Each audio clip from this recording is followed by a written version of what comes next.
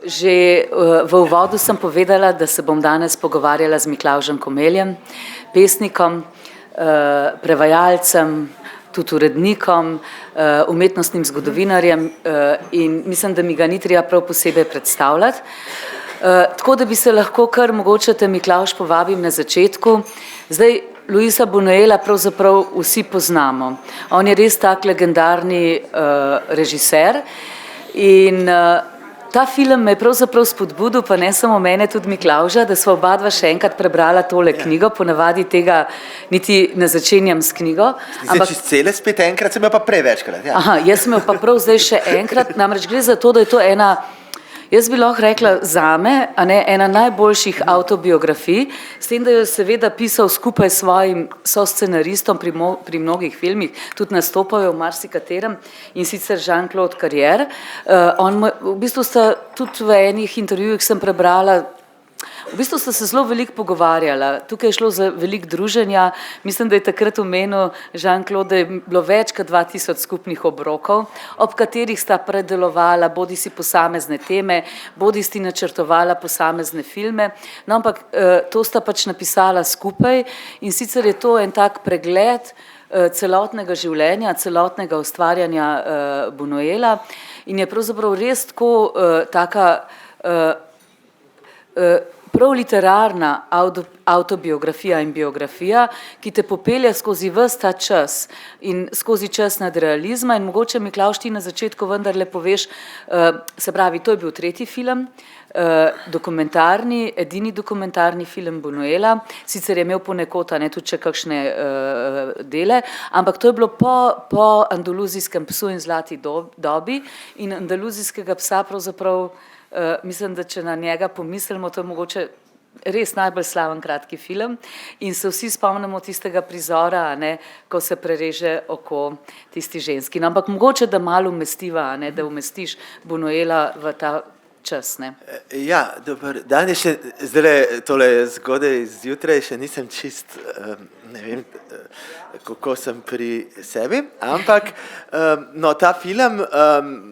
Las Urdes je v bistvu narejen že po tem Buñuelovem nadrealističnem obdobju. Vmes je imel eno epizodo z Ameriko, kratko, kjer je imel tam neke načrte, ki se mu potem niso uresničili, ko je nekako že se malo oddaljil od tega nadrealizma, hkrati so pa v njem, seveda nek dokumentarni film je na videz,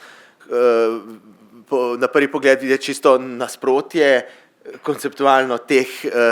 zgodnjih filmov, ki pač ravno to neko strukturo realnosti, nekega sanskega sveta, vizijskega, nezavednega mešajo. Na prvi pogled bi bil nasprotje, ampak po drugi strani v tem filmu seveda dobro opozorjeno, da ravno on vse te svoje obsesije nadrealističnega obdobja pravzaprav ravno v tej soočenju s to brutalno realnostjo pravzaprav še bolj direktno, bolj brutalno pridejo do izraza, ker seveda zdaj ta izraz nadrealizem je mogoče lahko po svoje tudi za samo nadrealistično gibanje mogoče zavajajoč v tem smislu, da zgleda, kot da je nekaj, ne vem, kar je nad realnostjo, pravzaprav gre bolj za nadrealizem, bi prej rekel, bolj tematizira tisto, kar realnosti onemogoča, da bi bila čist realnost, njene strahotne notranje tenzije, ki v nadrealizmu ne prihajajo zdaj v glavnem iz nekega višjega območja, ampak iz nekih podtalnih, bi rekel, napetosti prej. Tudi ta film poskuša pač to tematizirati, koliko mu to uspe, je spet druga stvar. Čeprav seveda pri Buñuelu po drugi strani je Buñuel ima res zelo različne, iz zelo različnih tradicij izhaja. Po eni strani se poveže tam 1930 z nadrealizmom, ki je pač nekaj, kar nastane v Parizu, eno tako iz enega tazga, bi rekel, malo umetniškega seveda okolja, tudi tazga z eno dolgo kulturno tradicijo, ki je taka mal blasfemična, na to francosko tradicijo se nadaljuje in jo hkrati kritizira racionalizem francoske kulture. Ne. Medtem ko Buñuel pride pa iz teh španskega okolja, ki je zaznamovano blazno s tradicijo, s katoliškim srednjim vekom, ki ga seveda tematizira na tak način, da je zlata doba, ta film sprožila ravno pri katolikih in pri desničarjih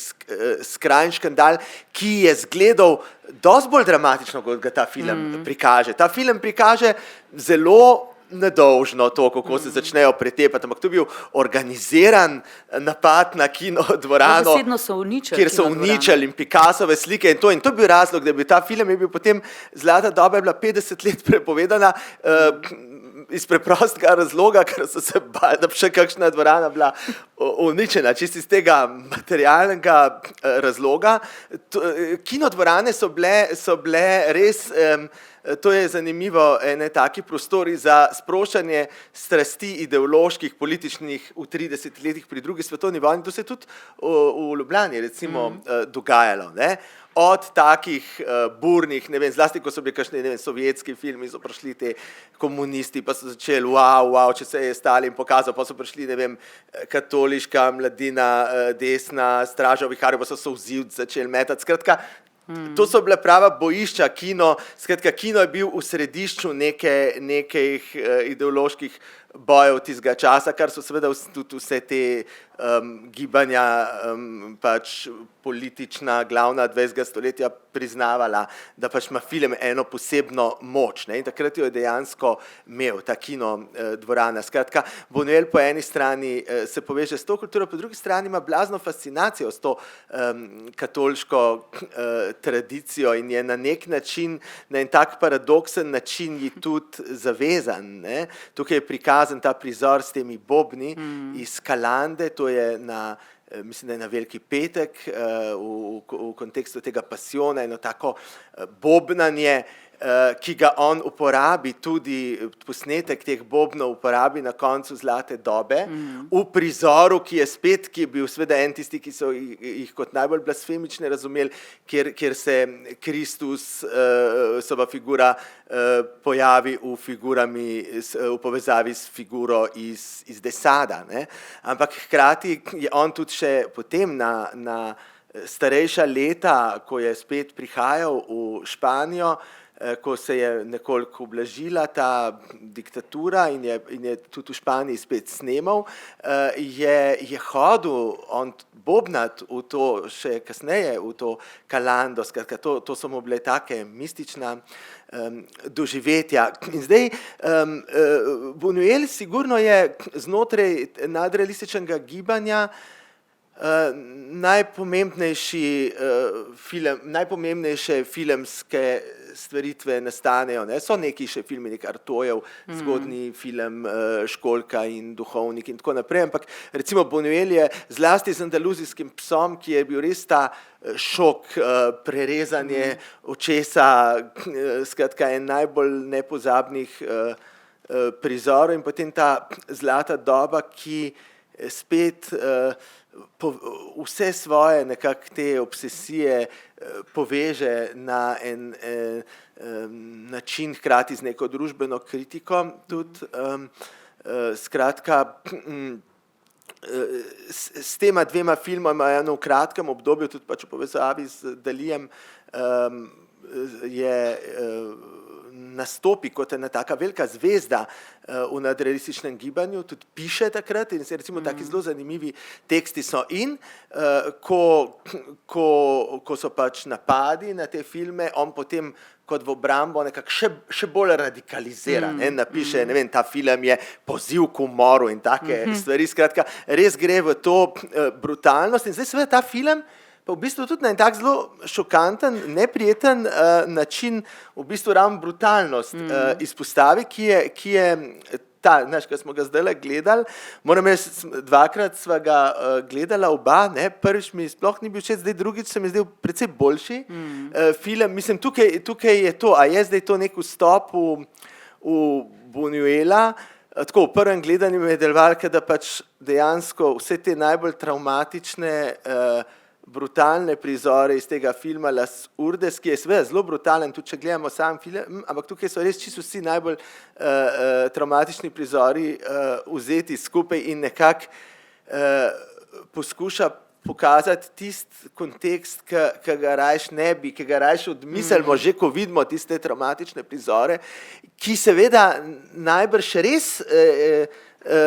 je nekaj na tem, ne vem, tisti osu, recimo, ki v tem pokaže, osla so napadle čebele, ampak svet osu je privezan, skratka, to je res nekaj tacga moral biti. Do teh detaljnih snemanj tega obreda petelina, ne, ki spet najbrž posebej še en za ta, skratka, to so res te brutalitete, ki seveda mogoče tako en vtis mogoče, čist o samem Buñuelu, recimo, kakor je iz filmov njegovih, iz njegovih razmišljanj, iz njegove biografije, tudi sam lik, ne vem, kakšen glas to, se mi vsem zdi, no, da je, da ima, nisem prepričan, koliko tukaj res poskuša seveda tematizirati ta, kako pač se te notranji konflikti, ki jih pač malo poskuša psihoanalizirati v narekovajih ta film, razmerje z očetom in to, kako se potem pač v tej realnosti, v tem dokumentarcu pokažejo ven. Tudi zdaj to vprašanje tega, zakaj se loteva, ne, tukaj je ves čas ta dvojnost, nisem seveda tega nastajanja filma Los Urdes toliko detaljno ne poznam, videl sem film, pa kar je Buñuel sam govoril, v bistvu, ko Buñuel sam govori v tem filmu, on ne govori pravzaprav tega, kar ta film, kar je v tem filmu skozi poudarjeno in kar kot tak kontrast s temi njegovimi obsesijami, z nasiljem in tako naprej deluje, to, da zdaj on dela ta film zato, da bo opozoril, da bo pomagal ljudem. Jaz mislim, da niti ne. Saj Buñuel sam ne govori tako o tem filmu, ne, in mogoče zdaj ravno, ko damo ta moment, da zdaj govori, to bo jaz zato delam, da bom pomagal, da bom opozoril, pa potem je toliko večji kontrast in mogoče še bolj larpurlatistično vsa ta brutalnost deluje, kot pa brez tega, ne? Ker čeprav seveda je že samo pač predvajanje tega filma je bil potem tudi nek klic pač k temu, kakšne so razmere v Španiji, ki so bile pa itak v času, ko se je ta film začel predvajati, so bile že zaradi drugih stvari grozne, skratka, to je bila ena skrajno konfliktna situacija, je pa seveda tudi te Las Urdes so res en tak ekstrem, tudi znotraj te Španije, pač res tisto območje, kamor so se, Buñuel piše, da so se veliko v preteklosti, da so se razni Judje zatekli in tako. Pred inkvizicijo. Tako, ja. S tem, da mogoče Miklavž, ne, zdaj, tako kot je Miklavž rekel, ko sva prvič gledala ta film, ti imaš neko predstavo o Buñuelu skozi njegove filme, mogoče tudi, ko sva to avtobiografijo njegovo brala, Moj zadnji vzdihljaj, pravzaprav vidiš, kakšen je bil on kot človek in potem ravno te prizori, ki so tudi v tem dokumentarnem filmu, ker seveda sva ga obadva, spomniš se posameznih, prav tega, ko obglavjo tega petelina, to je tako močen prizor, podoben kot tam, ko se oko prereže, ampak ti, ko gledaš dokumentarni film, si misliš, to je bilo pač posneto, ko se je to dogajalo zares in seveda jemlješ to drugače. V tem filmu pa vidiš, da je bilo to pač zato, da bi to prikazali. In zdaj, ko sem jaz drugič ta film opazovala, gledala, se mi ni zdel, a ne, takrat sta mi prav ta dva prizora, pa še ta v bistvu s temi kozami, pa še ta z oslom, a ne, sem mi tako zelo močno ven skočil. In zdaj, ko sem pogledala tlele v prvo vrsto, bi vse nekaj povedala, ne, namreč ta območje, tako kot si rekel, Miklavž, je dejansko bilo tako, kot bi bilo zapuščeno od sveta. Toliko ljudi, skoraj 10.000 ljudi je tam živelo, v res hudi revščini, ni naključje, da je filmu naslov Zemlja brez kruha. Dejansko in meni je bilo zanimivo, ko sem razmišljala o tem animiranem filmu, se pravi Salvadorja Simoja, oni so zelo, ustvarjalci tega animiranega filma so zelo raziskovali življenje Buñuela. Vse filme seveda gledali mnogokrat, pogovarjali so se to zelo veliko s sinom od Buñuela in tudi vnukom. In ko so razmišljali katerega, seveda so se naslanjali tudi na ta avtorski strip, ampak so se zelo oddaljili od njega in imeli vso svobodo in želeli so pravzaprav prikazati že na začetku, ko v filmu, je čist kratek delček, ko se med sabo pogovarjajo, a je umetnost tista, ki lahko spreminja družbene razmere, kakšni so zdaj, kaj sploh hočemo s to umetnostjo narediti, kako hočemo premakniti neke korake. No, ampak vendarle, Salvador Simo je rekel tako, poskušali, ko so lotevali se tega filma, so res pilali ta scenarij in so si rekli, tako kot Buñuel, ki ni razmišljal na to, ali bo film nekomu všeč, pri nobenemu filmu, kako ga bodo ljudje sprejemali, ampak je sledil pač tistemu, kar je želel s filmom pač prikazati, povedati neko pripoved. In tako so se tudi ustvarjalci tega filma, niso se ukvarjali s tem, kako bodo točno prikazali Buñuela, so pa nekako se dotaknili tega, da je ta dokumentarni film na nek način se tako močno dotaknil Buñuela, da je nanj zelo vplival, da je na nek način to snemanje njega spremenilo ali pa pogled na svet in to vidimo z vsemi temi prizori, kako težko mu je bilo ob teh recimo otrocih, ki so umirali, ob ljudeh, ki jih je srečeval, skratka, da so ga res zelo potegnili in ga tudi fascinirali z svojim odnosom do tega svojega okolja. No, in zdaj držim v rokah en bonbon,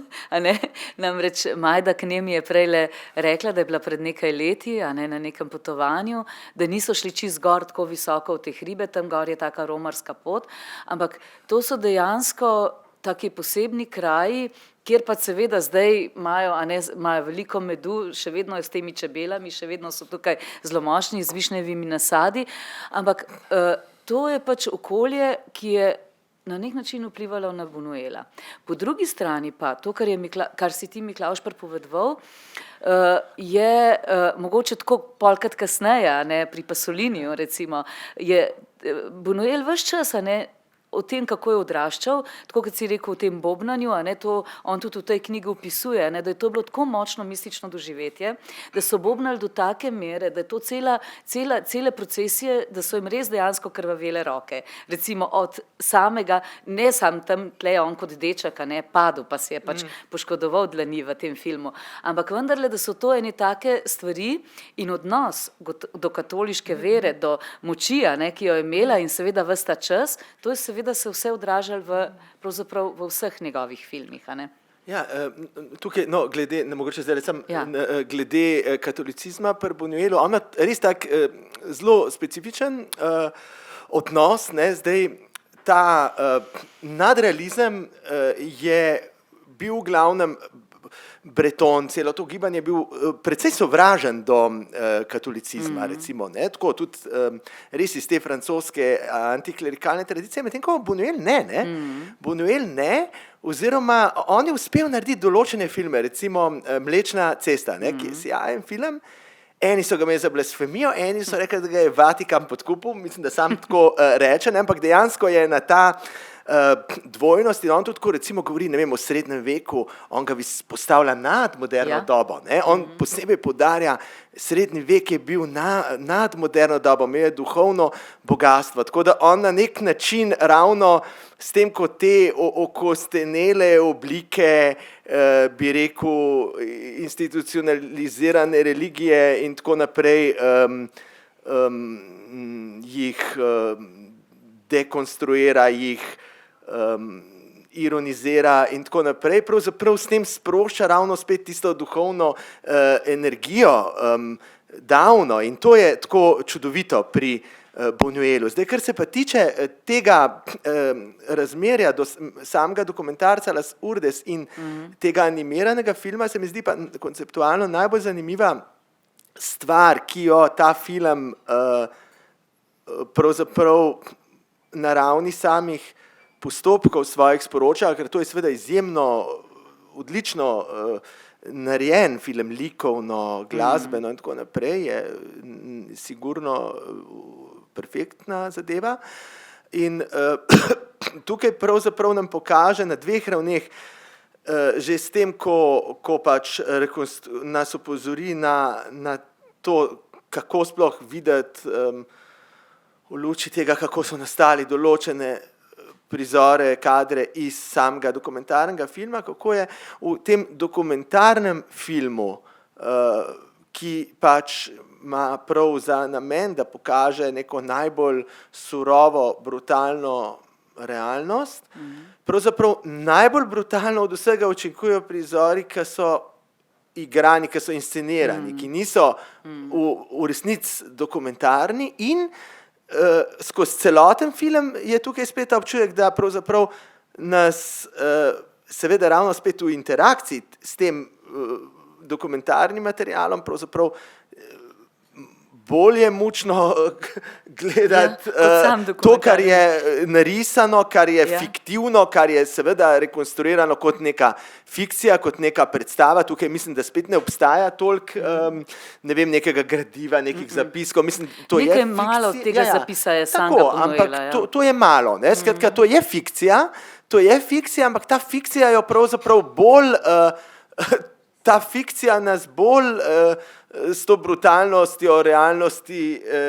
samega dokumentarnega filma sooči, kot če gledamo sam ta film, seveda rečemo grozno, ampak imamo pač občutek, ne vem, nekdo je grozen prizor, ampak pač ne, nekdo je poskrbel potem neki, je bilo neki,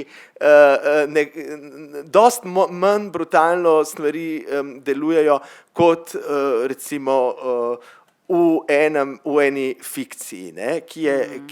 to se mi zdi, da je seveda, to je tudi zavestno po mojem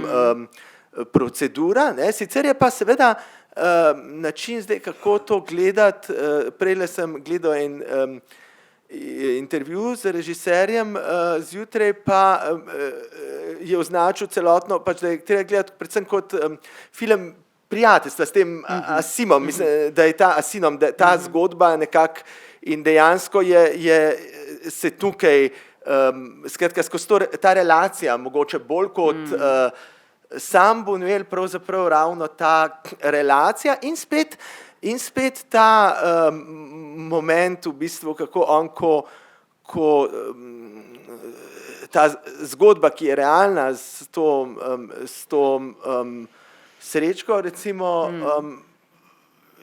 bolj nadrealistična od nekih, ne vem, nadrealističnih domislic, ne, v bistvu ves čas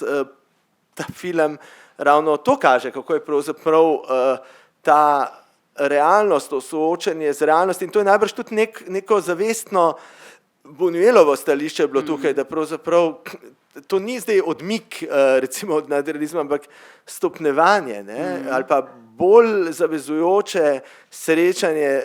tudi s fantazmami lastnimi se zgodi v eni brutalni realnosti. Ne. In tudi v kasnejšem seveda obdobju je Buñuel izjemno zanimiv ravno s pojem tega obojega. On na nek način, preko smo govorili o tem, a umetnost, to je lepo prikazano na začetku, recimo tukaj Buñuelovo stališče, on se je res rad oblačil, recimo tako na različne načine, ne samo v nune, v duhovnike, v delavca preprostega, ne, pa je rekel, da sem se oblekel v preprostega delavca, pa šel po cesti in sem videl, kako je konec nihče, ne, mislim, tudi ta izkušnja, kako ljudje... prav to, da je raziskoval na ta način, kako ljudje na njega reagirajo, funkcionirajo, ne, in si se oblekel kot to in si videl, in si se kot nuna oblekel in je bila ta drugačna, ne? Tako da skratka, ta preoblačenje ga je blazno fasciniralo. Zdaj, tukaj tudi živali so ga seveda blazno fascinirale, tukaj to na najbolj brutalen način izpade, zdaj seveda nekaj je treba tukaj kontekstualno vedeti, da seveda zdaj Španija, to ljudstvo je nekako, še danes niso to v glavnem glih nek narod, ki bi imel lep odnos do živali, nasprotno, ne. Recimo Jože Plečnik je, ko je potoval takrat v Italijo, nameraval iti tudi v Španijo, ne, nameraval iti v Španijo, da bo potoval, Španijo pa Portugalsko, imel lepo že traso, vse, kaj si bo ogledal, ampak v prvem kraju, ki je prišel, je videl, ne vem, kako tam mučijo živali, otroci in je šel nazaj, se je obrnil in ni šel pač v Španijo, ne, ni hotel v Španiji videti, tako da nekaj tega je tukaj, čeprav, zdaj, če gledamo drugače pri Buñuelu, on pravzaprav ima dosti bolj kompleksen odnos. On recimo tudi v tej avtobiografiji, on blazno piše, ne vem, proti delanju poskusov na živalih. To se mu Sploh je zdi, imel tudi skozi tako veliko domačih živali. domačih, ki to že doma so imeli, no tukaj tle pač zgleda taka stroga patriarhalna familija, ampak je bila seveda tudi precej odštekana. Recimo oni so imeli že, starši njegovi so imeli za domače živali podgane, recimo, ne. In on je tudi imel potem podgane vedno, ne. Imel tako, enem trenutku imel 49 podgan, recimo doma, ne. Udomačil jih je, ne. Skratka, tako je imel nek tak drugač lep tak odnos, no, in potem piše o tem proti poskusom medicinskim na živalih vivisekcijo, on piše, ne vem, včasih je treba znanost poslati v rit, ne, mislim, tako jim nasprotuje, mogoče še bolj nasprotuje ravno tismo, ko je nekaj koristi namenjeno in to, ne, to je pri Buñuelu spet, ko govorimo o tem odnosu do opozarjanja, do izboljševanja sveta, on tukaj piše nekje v avtobiografiji, ne, jaz preziram teroriste, tisti, ki reče, bombo sem nastavil, da bom opozoril na trpljenje to, ne, mislim, to je vredno prezira. Drugo je pa je, če bi bil nek tak totalni terorizem, nekdo sam, da bo uničil zemljo, ne, mislim, to mu je fascinantno, neka ta čista, bi rekel, čista brutaliteta kot taka, medtem ko brutaliteta z nekim namenom opozarjanja mu je v bistvu neznosna, ne, mogoče zdaj v tem filmu je tukaj nastane en tak hecen kratki stik, ker mogoče ravno hoče, se mi zdi, da Buñuel ravno tudi ko ima to brutalnostjo, nekako noče instrumentalizirati, čeprav hkrati po drugi strani seveda ima zelo ta čut, recimo, da pomaga, potem je tukaj na koncu pokazano, on da potem denar, hčerka ima tega sina in to razume. To ga je skozi na nek način, potem kdaj bo povrnil ta denar, ne? To on razume, da je vrnil denar, ne razume, da je podaril, ne. Veš, kaj se mi zdi pomembno, Miklavž, to, kar si omenil, ne, da tukaj gre mogoče tudi prikazati to prijateljstvo, ne, med Rasinama, ne, in njim. In na nek način v filmu se dotakne, tako zelo rahlo se dotakne režiser, se pravi tega odnosa z Dalijem, s katerim sta skupaj, ne, delala scenarij za prva dva filma. In pač vidimo tudi to, ne, v resnici to, kar ga je prosil za denar. Dejansko je bilo tako, ne, on je bil ves čas za te svoje filme, ni imel sredstvo, ne, nekaj je na začetku mama pomagala, ker niso bili tako zelo brez denarja, ampak vendarle skozi njegovo življenje to, kar, oni so bili med sabo zelo veliki prijatelji. Mogoče se tega dotakne, bil recimo tudi z Lorco, ne, res zelo je bil z njim povezan, ne. On je prišel, ko je prišel v Madrid, ne, najprej je študiral agronomijo, pa je presedlal na industrijski inženiring, potem pa še na filozofijo in prav v času študija v Madridu so se med sabo te ljudje, umetniki strašno povezali. In to je šlo prav za ene take zaveze. Se je pa potem seveda zgodilo to, da se recimo res z Dalijem čisto oddaljil, a ne, ampak druge naveze so pa ostale. Tako, ja, no, Dali se je potem tudi z drugimi, seveda, nadrealisti ravno skregal, čeprav tudi v Daliju, on tako piše, ne, nekje kako, ko enkrat, ko je bil, ne vem kje, v Parizu, nekaj v enem kraju, kasneje, da nekje pač vedel, da sta v istem kraju z Dalijem, dosti kasneje, ne, in on pač reče, bom šel k njemu, ne vem, da ga pretepil, mislim, tako, ne, ampak pol gre in potem tam pač vendarle lepo se mata, mislim, on ni bil Buñuel tako, na nek način je tak bil enfant terrible, ampak osebno ni bil v tem smislu konflikten človek, da bi se glih je bil prijazen človek, v bistvu je bil zelo prijazen človek, eno tako divjo imaginacijo, bil je divji, ampak prijazen, tako da je zelo tudi na nek način nežen. No? Nežen, zelo nežen, ne, se je to zelo Ja. nežen, ne, se to na nek način ta film pokaže, nakaže v podtonu, zdaj tudi koliko pozorno ga gledamo, sigurno zdaj na kakšen način. Ena od razlogov, da se je, zdaj ko smo govorili o tem spreminjanju sveta in tako naprej, on je seveda zelo radikalen, zelo nadrealizma, se pa odmakne ravno na tej točki od tistih, ki grejo zelo direktno v komunistično gibanje, recimo, ne, čeprav je, mislim, da je v nekem trenutku celo bil Je bil član, sam potem je komunistične pa- partije, ja, ampak je pa mislim, to- no, se ta zgodba nadrealizma s komunistično partijo je bila sploh taka kompleksna in precej, bi rekel, ponesrečena zadeva, ampak nekako mu je bilo seveda tu je tako, da recimo, ne vem, z nekim Bretonom se je v bistvu dobro razumel vse življenje s to linijo, ne, zdaj pri Daliju so pa seveda vsi zamerili to, da se je nekako skomercializiral. Ne. Ja. Pa tudi v bistvu na nek način celo v neki fazi mečkrat tako podpiral Franka. Pa tako Oren ga je podpiral, ja, a veš, ampak ne. to je bilo tudi povezano, mislim, to pač, ampak to se zgodi potem med državljansko vojno, Ja. ampak zdaj pri Daliju, zdaj ta problem, ne, teh idej, kar on pisuje, ta ideja, ne vem, konkretno ta truplo osla, ki ga ima on že v otroštvu, ki ga ima tudi v Andaluzijskem psu, to je ena taka njegova obsesija, glaven tekst, zdaj odkot to pride, seveda glavni tekst nadrealističen Dalijev je Trohneči osel, ne, kjer ima spet to, zdaj, aj to od Buñuela, ki mu tukaj učita ideje so moje, te sloni, ki jih tukaj vidi, jaz mislim, so vse Dalijevi, ne, So. ne Buñuelovi, mislim, ne, da tega mu ni po mojem Dali ukradel. Mogoče bi zdaj tako, zdaj vidimo, ne, da nam počasi že malo poteka čas. A ja, to bi je dala, tako, ja, tako nam hitro teče. A ja, sem mislil, bi to- dala besedo ven, da vi kaj vprašate, poveste, komentirate.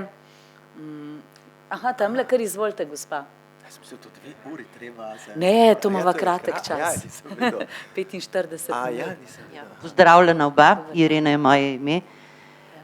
Vidva sta imela privilegij gledati dvakrat ta film, jaz sem ga prvič, zato sem tudi mal, ne razočarana, ampak me ni tako navdušil, kot sta me navdušila filma, ki smo jih v okviru tega programa že videli v času animateke, recimo fantastičen film o Van Goghu, pa zdaj hip se ne morem spomniti naslova v tisti belgijski babici, ki je bila tudi z likovnega vidika izjemno, oba filma sta bila izjemno močna. Tukaj gre pač za bolj ali manj realizem, ne, tudi v likovnem smislu in nek povzetek koščka Buñuelovega življenja, ki ga jaz osebno sicer nisem poznala, to mi je bilo novo in mi je pač zanimivo, da sem to videla. Je pa tako, ne, z Buñuelom, ali si nad njim navdušen, ker sta vidva očitno sta, ali ga pa predvsem ne maraš, kar se dogaja meni, ker nikoli nisem mogla do konca pogledati Andaluzijskega psa, čeprav sem se ga večkrat že trudila, čeprav vem, da tisto oko je kravje oko in vse tehnikalije o tem prizoru poznam, ampak jaz tega prizora ne morem pogledati. Ne. In podobne težave imam tudi v tem filmu, čeprav je rešeno skozi animacijo, ampak vseeno kaže na, za moj pojem, seveda, problematično osebnost Luisa Buñuela, kljub temu, da je nesporno bil umetnik in skratka vse to, o čemer sta vidva zdaj govorila, nekako jaz ga ne morem z etičnega vidika sprejeti, pa sem se zelo trudila. In nisem hotela pač v to smer zaviti svojega vprašanja, ampak me je pa spodbodlo to, kar sta govorila, da sta se razšla z Dalijem po te prvih 2 filmih, vemo, da je bil Dali scenarist. Zakaj konkretno, če kdo ve, ker pol Dalijeva zgodba gre čisto v druge sfere, komercializacijo in tako naprej. Ampak kaj je bilo pa med njima kot umetnikoma, recimo, kje je prišlo, a je to čist finančni razlog bil? Ne, tukaj ni to čisto jasno, saj jaz zdaj, da bi bila kakšna specialistka, zato nisem. To, kar sem prebrala, pravzaprav, kar je Buñuel pripovedoval v tej knjigi, je šlo bolj za to, on je imel občutek, da ta odnos z Galo, da je enostavno, da on ni več tako, zares, da ni več iskreno prijateljstvo, no? Da so neki drugi interesi zraven, to je bil pravzaprav razlog. Me pa to, kar ste vi rekla,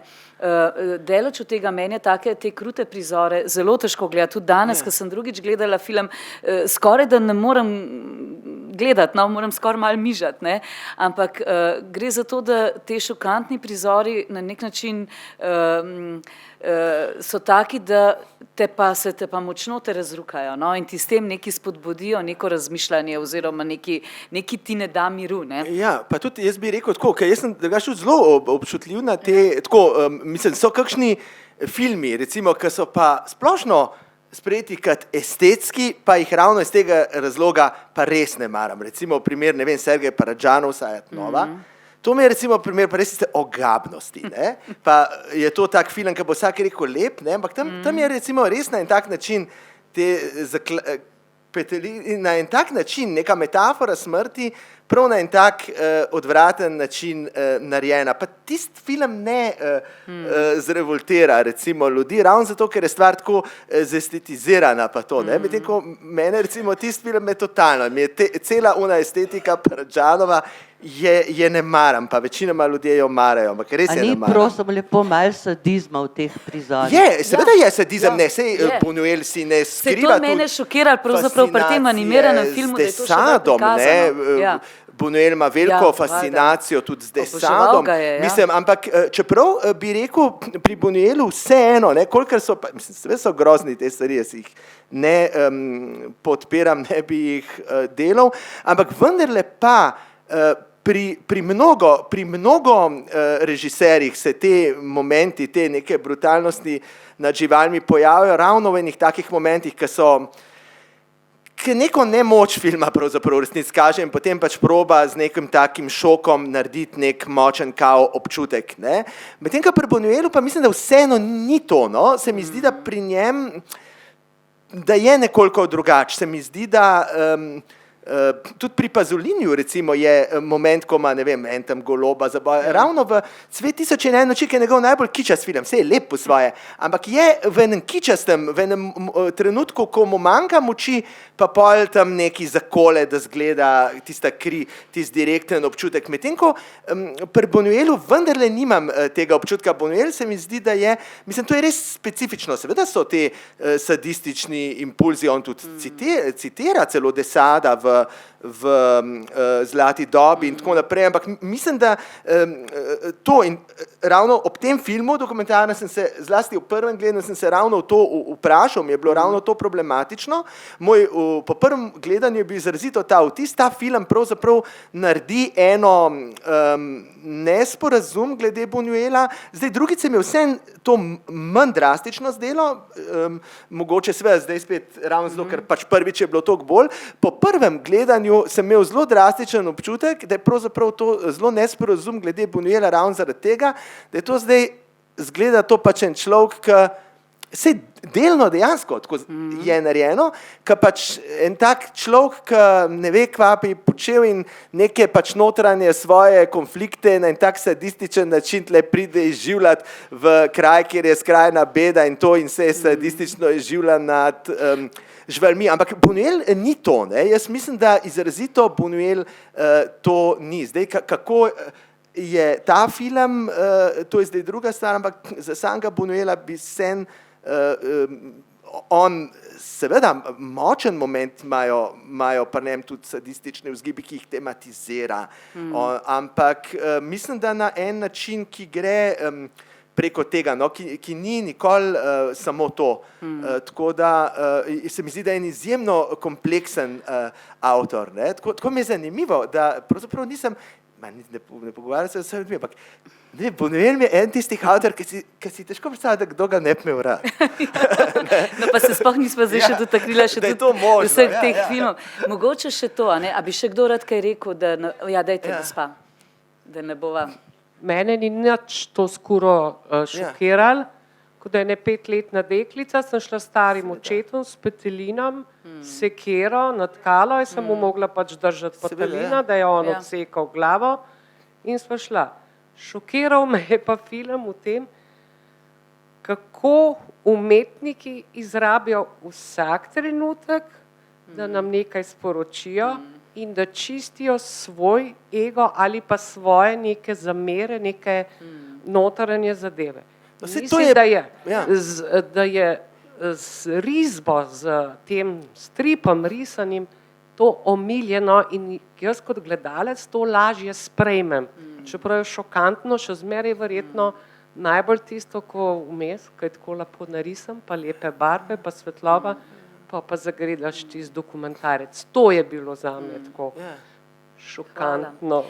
Sej meni bo Hvala. tudi zdaj, ker sem brala še o tem barvnem poslušala intervju o tem barvnem scenariju, ker je govoril režiser, kako je pač tam dal rožnato, iz katerega zornega kota pravzaprav hoče kaj prikazati. In mi je zdaj ta rumena barva, pa s temi motulji, pa z vsem tem mi je to potem dala ene druge vidike. A ne? A bi še kdo kaj dodal? Ker meni je še všeč en citat, pa mogoče s tem lahko zaključimo od Oktavija Paza, ker je on rekel, vse to je marsikje navedeno, ampak se mi zdi lepo za zaključiti. On je označil Buñuelovo delo za poroko, filmske podobe s pesniško podobo, ki skupaj tvorita novo realnost, škandalozno in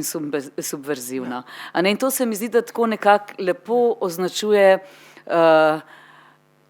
na nek način Buñuelove filme. Bi se pa strinjal z gospod pri oznaki tega filma. Ravno to je tisto, kar občasno se ravno pa spet sprašujem, koliko je ta film ustrezen v odnosu do tega Buñuelovega dela. Ker recimo ob samem tem gledanju filma Las Urdes pa nisem imel tega občutka, zaznal vse te, kar je pač brutalnih prizorov, ampak občutek, ko gledamo film Las Urdes, ni to, da on zdaj te svoje notranje probleme razrešuje skozi ta film, medtem ko ta Tukaj pač se animacija malo pa pravzaprav poveže, hoče ja. to narediti tako, da malo zbanalizira, se mi zdi po mojem. Tudi Sploh s ta- temi sanjami pa preganjalicami. Mislim, da vseeno malo zbanalizira. Zdaj po prvem gledanju mi je bilo to zelo močan, zdaj po drugem se je malo umilil, ker sem pač ampak to hočem reči, mislim, da je to problem tega filma, ne pa Buñuela. No, mogoče s tem lahko zaključimo. Hvala lepa, in se vidimo že zelo kmalu.